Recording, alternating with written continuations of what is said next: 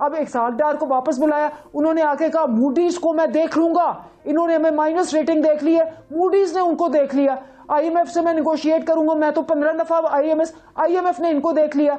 हर मैदान में ये फेल हो गए। ये जो मैं कंपैरेटिव फिगर्स बता रही हूं ये तो इनकी स्टेट बैंक ने पब्लिश किए हुए, मैंने नहीं पब्लिश किए। तो जो हम छोड़ के गए और जो ये छोड़ के गए, मैं तो फैक्ट्स के ऊपर बात करती हूं। दोस्तों मैं महेंद्र शर्मा स्वागत करता हूं वन वर्ल्ड हिंदी में आपका। उम्मीद करता हूं आपको स्वस्थ है। दोस्तों जैसा कि आपने देखा कैसे पाकिस्तान के सियासी जो हालात है वो दिन ब दिन उथल पुथल मचाए रखते हैं, क्योंकि कहीं ना कहीं इमरान खान की वजह से भी पाकिस्तान के सियासी हालातों में उथल पुथल और भूचाल आए हुए हैं। क्योंकि इमरान खान को ये चाहिए कि उसकी फेवर का जो आर्मी चीफ है वो तैनात हो, तो कहीं ना कहीं पाकिस्तान में अब तैनाती तो लगभग फाइनल हो चुकी है, लेकिन फिर भी पाकिस्तान के जो इकोनॉमिकल हालात है वो उनमें सुधार बिल्कुल भी नहीं आ रहा है। क्योंकि अब पीछे जो इमरान खान सत्ता छोड़ के गया था तो उस समय भारी बहरान पाकिस्तान की नई हुकूमत को दिया गया था, तो इसी प्रकार की चर्चा इस डिबेट में की गई है। तो दोस्तों देखिए डिबेट और कमेंट में अपनी प्रतिक्रिया जरूर दें। लास्ट में आपसे रिक्वेस्ट करूँगा, चैनल पर नए हैं तो चैनल को सबसे पहले सब्सक्राइब करें, लाइक शेयर कमेंट जरूर करें। दोस्तों जय हिंद, वंदे मातरम, भारत माता की जय। दोस्तों तो लेकिन एक जो साफ जाहिर है, और ये मैं नहीं, क्योंकि अब जो सोशल मीडिया है ये आपको धज्जियां उड़ा देता है 2 मिनट में।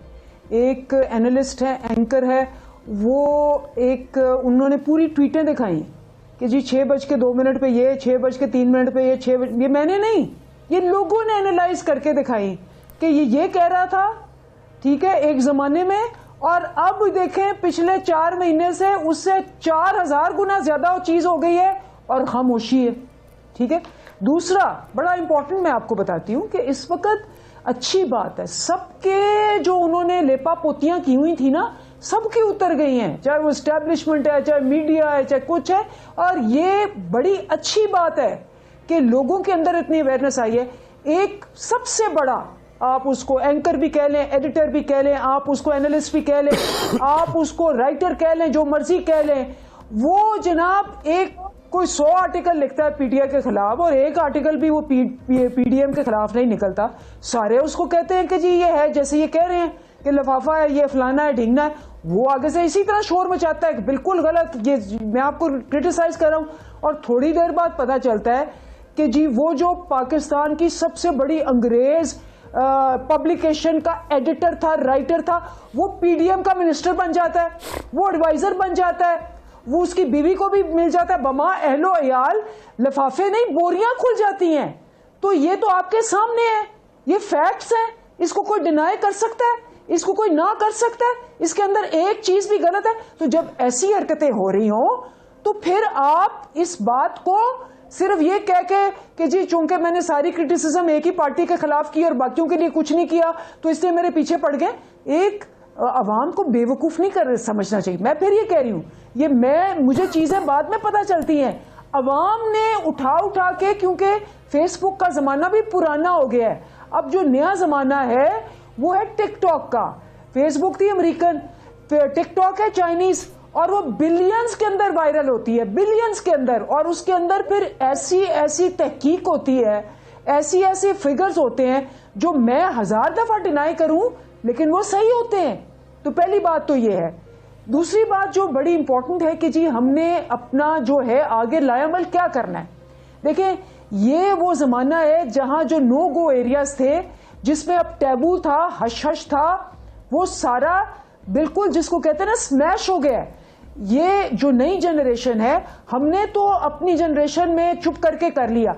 अब जैसे ये फैक्ट्स एंड फिगर्स हैं, मैंने तो नहीं ये फैक्ट्स एंड फिगर्स बताए कि मार्च में क्या थे और अब क्या है। ये फैक्ट्स एंड फिगर्स तो मिफ्ता इस्माइल ने बताए। ये मेरे साथी जो कह रहे हैं, कैसर शेख साहब कह रहे हैं कि जी बड़ा कुछ था, इन्होंने ये कर्जा छोड़ा, करंट अकाउंट डेफिसिट ये छोड़ के गए थे 19.1 बिलियन इनको मिला था, 2.5 बिलियन पीपल्स पार्टी से, ये छोड़ के गए हमारे लिए 19.1 बिलियन। हम इनके पास कम छोड़ के गए, अभी के कोविड भी था, उसके बावजूद 15.1 बिलियन छोड़ के गए। अब ये कर्जों की बात करें, हम 53.6 बिलियन ट्रिलियन छोड़ के गए हैं। ये अपने मिफ्ता इस्माइल के फिगर्स हैं। 62.5 ट्रिलियन उन्होंने 7 महीने में कर दिया। अब मुझे ये बताएं कि मेरे साथ ये 2 प्रोग्रामों में आ चुके हैं। आप इनसे पूछें, जब मिफ्ता इस्माइल को फाइनेंस मिनिस्टर अपॉइंट किया गया, इन्होंने बैठ के मेरे प्रोग्राम के साथ कहा कि मिफ्ता इस्माइल को गलत रखा गया, इसको इकोनॉमी की समझ नहीं है, ये इकोनॉमी नहीं ठीक कर सकेगा। और इन्होंने जो इसहाक डार जो वापस आके जिन्होंने डॉलर को बचाना था, वो डॉलर और ऊपर चला गया। तो मुझे पता है 2 प्रोग्रामों में, और इन्होंने माना कि मिफ्ता इस्माइल की गलत अपॉइंटमेंट है जो, और मिफ्ता इस्माइल 6 महीने आपके रहे, बेड़ागर कर गए। अब इसहाक डार को वापस बुलाया, उन्होंने आके कहा मूडीज को मैं देख लूंगा, इन्होंने हमें माइनस रेटिंग देख ली है, मूडीज ने उनको देख लिया, IMF से मैं निगोशिएट करूंगा, मैं तो 15 दफा IMF ने इनको देख लिया। हर मैदान में ये फेल हो गए। ये जो मैं कंपैरेटिव फिगर्स बता रही हूं, ये तो इनकी स्टेट बैंक ने पब्लिश किए हुए, मैंने नहीं पब्लिश किए। जो हम छोड़ के गए और जो ये छोड़ के गए, मैं तो फैक्ट्स के ऊपर बात करती हूं। अनएम्प्लॉयमेंट, मैं आपको बताऊं, गैलप का सर्वे, गैलप इनकी फेवरेट रिसर्च कंपनी है, ये इनकी रिसर्च कंपनी है। गैलप का हेड इनका एडवाइजर था, रिसर्च एडवाइजर, उसने कहा कि 88% जो बिजनेसमैन है वो कहते हैं कि मुल्क का डायरेक्शन गलत है और बिजनेसेस सफर कर रहे हैं। ये लेटेस्ट उनकी रिपोर्ट है। उन्होंने कहा कि जी अनएम्प्लॉयमेंट मार्च से लेके अब तक 22.5% बढ़ चुकी है इनके टाइम पे। राना सनाउल्लाह ने आके प्रोग्राम लेकिन कल इसहाक डार साहब ये कहते हैं कि डॉलर अगर नीचे नहीं आ रहा तो वो पाकिस्तान तहरीक इंसाफ के धरनों की वजह से नहीं आ रहा। ये इन्होंने मुल्क में मुआशी हिजान पैदा किया हुआ। मेरी बात सुने, बिल्कुल वो जो आपको नहीं पता वो ठीक कह रहे, जो वो अर्जेंटीना हार गया ना सऊदी अरेबिया से, वो भी पीटीआई की वजह से आ गए। और आज आपको पता है जर्मनी भी हार गया जापान से, वो भी पीटीआई की वजह से आ गए। ये तो ये बात है। कैसर अहमद शेख साहब आप मुआशी माहिर भी हैं, सियासतदान तो हैं ही, लेकिन आप ये देखिए कि पिछले अगर 5 महीनों का तकाबुली जायजा लिया जाए गैलप के सर्वे के मुताबिक, तो पाकिस्तान का वो जो दिवालिया होने का खदशा था, जो कर्जाजात की सतह थी, वो जाके रुकती है 1000 पॉइंट्स के ऊपर। लेकिन 2 महीनों के अंदर ही सूरत हाल ऐसी पैदा होती है कि 1453 पॉइंट से वो 9253 पॉइंट पे पहुंच जाती है। ये 2 महीनों में हुआ क्या? 2 महीनों में तो इसहाक डार साहब आए थे बेहतरी लाने के लिए, लेकिन 2 महीनों में हमारे लिए अलार्मिंग सिचुएशन पैदा हो गई।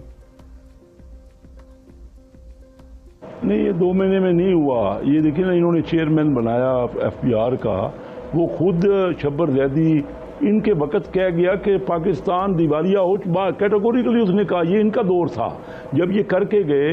इन्होंने सारी कंडीशनें, जो गलत कंडीशनें मानी है IMF से, उसको पूरा नहीं किया। और फिर इनको पता था कि हमारी हुकूमत जा रही है, सारे डायनामाइट बिछा के गए।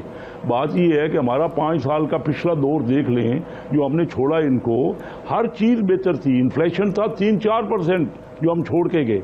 आज देखिए ना, सर, ये क्या, ये मैं मानता हूँ, ये 6 महीने मैं अभी कह रहा हूँ कि मिफ्ता इस्माइल को नहीं पता था कि वो किस तरह इतना, कोई भी देखिए, इस वक्त मैंने उनको कहा था कि एक डॉक्टर मिफ्ता इस्माइल नहीं संभाल सकेगा, पूरे डॉक्टरों का बोर्ड चाहिए हमारी। जो ये मैं शुरू में ही कहा था, जब हुकूमत हमारी शुरू हुई थी ना, यानी आप जो छोड़ के गए थे, उस वक्त मैंने कहा था कि इकानमी हमारी जो है वो वेंटिलेटर पे है, और आप अगर संभालेंगे नहीं, हम सबको मिल के, अब देखिए बीबी, अब मुल्क आपका भी है, हमारा भी है, अगर हम मुल्क का सत्यानाश करते रहेंगे ये बातें करके, और जो टर्माइल हम पैदा कर रहे हैं, आप बताइए ना, आइए बैठिए, आप किससे बात करना चाहते हैं? आ जाइए असेंबली में, हम आपको गुजारिश करते हैं कि असेंबली में आएँ, वो एक फोरम है, आपकी अच्छी बातें, आप बड़े मुकर्रर हैं आपके यहाँ लोग, वो सारी बातें वहाँ आके करें ना। सिर्फ सोशल मीडिया पे आप असेंबली की बातें करने की बजाय सोशल मीडिया की हम बातें करते हैं। हम लेकिन शेख साहब इसी बीच मेरा एक सवाल ले लें। पहले तमाम इत्तेहादी जमातों ने यह फैसला किया कि वो जो इस्तीफे दिए गए हैं वो 7-7 करके मंजूर किए जाएंगे। 7 इस्तीफे मंजूर हुए। उस वक्त क्या आप बातचीत नहीं करना चाहते थे? और अब आके फिर 7 इस्तीफे दोबारा मंजूर करने थे तो इत्तेहादी जमातों ने उसकी नामंजूरी का इशारा दे दिया। तो क्या अब आप बातचीत करना चाहते हैं, ये नहीं कर रहे? हम तो शुरू से ही, देखिए मैं आपको सही बताऊं यासिर, आप बात को पहले दिन से हम कह रहे हैं, जब हम अपोजिशन में थे कि आइए चार्टर ऑफ इकानमी कर लें, हम समझ रहे थे कि हालात बड़े ख़राब हैं। अब देखिए ना, ये बताइए, ये इनकी तो ये कहते हैं हमारा बड़ी हम बेहतर कर रहे थे, 22 इनके अपने मेंबर जो है वो इनसे हट गए। किसी हमारे अपोजिशन में हमारे या पीपल पार्टी के या JUI का कोई एक मेंबर भी अपोजिशन का, हालांकि अपोजिशन के मेंबर जाते हैं ना हुकूमत के पास, हुकूमत के मेंबर आ गए इधर आके बैठ गए, हमने तो उनका वोट नहीं लिया, उनका वोट इस्तेमाल हमने नहीं किया, लेकिन मुझे बताइए क्या वजह हुई कि उनको भी संभाल नहीं सकते? ये अपने बंदों को, अपने मेंबरों को तो संभाल नहीं सकते, नया कहते हैं हम पता नहीं। इनके मेंबर अभी देखिएगा हालात जिस तरह, अब ये देखिए ना, चलो बाकी बातों को हम बहस नहीं करते, हम ये कहते हैं मुल्क को इंतशार से तो बचाए ना। ये अब कोई मामला है, आर्मी चीफ एक बनना है, एक ने बनना है ना, सारे लेफ्टिनेंट जनरल कॉम्पिटेंट हैं, काबिल हैं, उनकी ट्रेनिंग हुई है, अब किसी एक ने बनना है और प्राइम मिनिस्टर का प्रीरोगेटिव है। अब इस पर झगड़ा करने का मामला क्या है, क्या चीज़ है? क्या आप समझते हैं कि हमारे जो लेफ्टिनेंट जनरल हैं उनमें से कोई भी बन जाएगा तो मुल्क के मामलात के लिए वो जो उनकी फौज है उसको बेहतर तरीके से क्यों नहीं संभालेगा? वो उनका सारी उम्र गुजरी है उससे और बड़ी सीनियरिटी है उनकी। तो हर बात पे अगर हम झगड़ा ही करेंगे और हम कहेंगे हम 26 तारीख को, अब इन दिनों में आके आप क्या करना चाह रहे हैं? पिंडी में जाके क्या करना चाह रहे हैं? पहले आपने इस्लामाबाद जाना था, पिंडी में कोई चीज़ आप इससे मुल्क बेहतर हो जाए। आप डॉलर की बात करते हैं, जो टर्माइल ही होगा, ये पॉलिटिकल अनसर्टेनिटी है जिसका ये रेट है, ये नहीं है। वैसे भी हमारी इकानमी को अच्छी नहीं है। मैं आप ये समझते हैं कि ये सियासी तौर पे जो इस्तेहकाम नहीं है उसी वजह से मुआशी तौर पे अदम इस्तेहकाम